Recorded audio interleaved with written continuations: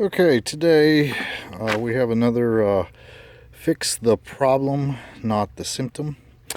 As you can see, I have the blower pulled out and I have the capacitor off. The service call here was that they had no airflow. So we put the system into heating mode, came down here, and the heat strips were turning on and glowing red hot without the fan coming on. So at that point we begin our diagnostic. The symptom is that the fan is not coming on. The problem is that it is not able to come on. So we are going to look at how we come to the correct solution. One thing that we had here was we had a burnt wire going to our capacitor. That is your first telltale. The capacitor here, this is the original one that was right here. The wire going off to it had burnt. So the first thing that we're going to do after we make the repair here is we're going to test the capacitor, and we're going to ohm out the common both sides of the both legs of the motor. So on this particular one, it's going to be the purple and the black or the blue. You can do the purple to any of them except for the brown, which is the other side of the capacitor. And so we'll show you that here in 1 second. Okay, so we have our purple lead here and our black, which was our speed that was on our board. So we're going to test between these two. Okay, so we have our one lead on common, the other one on other side, and as you can see, 0.30. That is a little bit higher than normal, but still indicating that we do not have burnt windings or shorted windings. And so the next thing we're going to do is select microfarads and test the capacitor. This is a 10 microfarad capacitor, and we have 10 microfarads.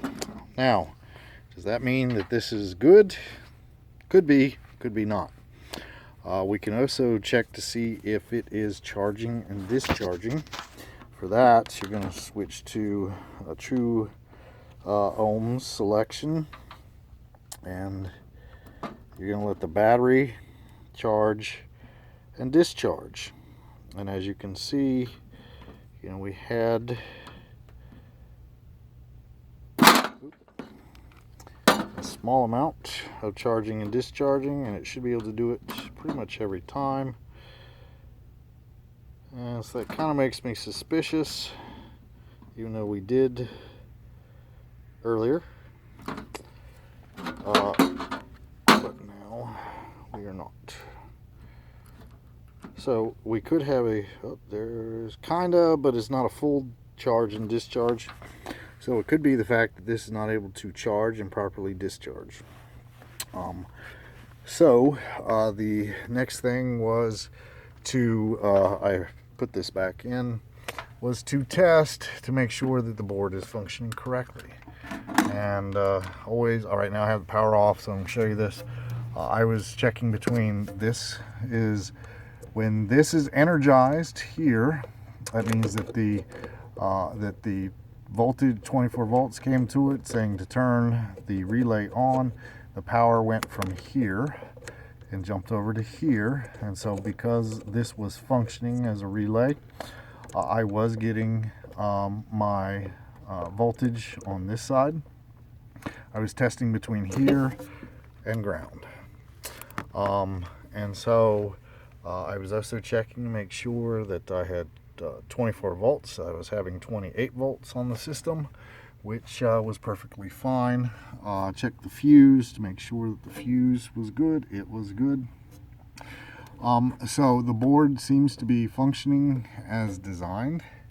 And so because the blower was not turning on with this capacitor, even though it was reading 10 microfarads, we are going to replace it, and then we are going to test it again. And if she runs because this was not charging and discharging correctly, that would be your real problem. If it does not run, then we will look at if we have 240 volts on this particular motor, which is required between our one leg and the other leg, each of them having 120 like they're supposed to, and that the capacitor is functioning, then that would indicate that we do have a problem with the motor. However, I don't necessarily think that's the case at this point, so let's put in that new capacitor and see what we have. Okay, so I've got the new capacitor installed. I have my purple, which is one side, and my leg on the same side. I have the other discharge side of the capacitor on the opposite side. And I have ensured also that both legs are truly being separated, that maybe somebody didn't just move something and put them both on the same leg. So here's one leg, here's the other leg of the voltage. So this leg follows back around to the capacitor, and this leg here off of the transformer comes around to my other leg of the blower. So we will have both legs, so having 240 coming through here. And I know some of you are going to argue about calling it two legs and stuff, but anyways, I don't care. So now we're going to turn it on and test it to see if it was just a capacitor that could not charge and discharge. And so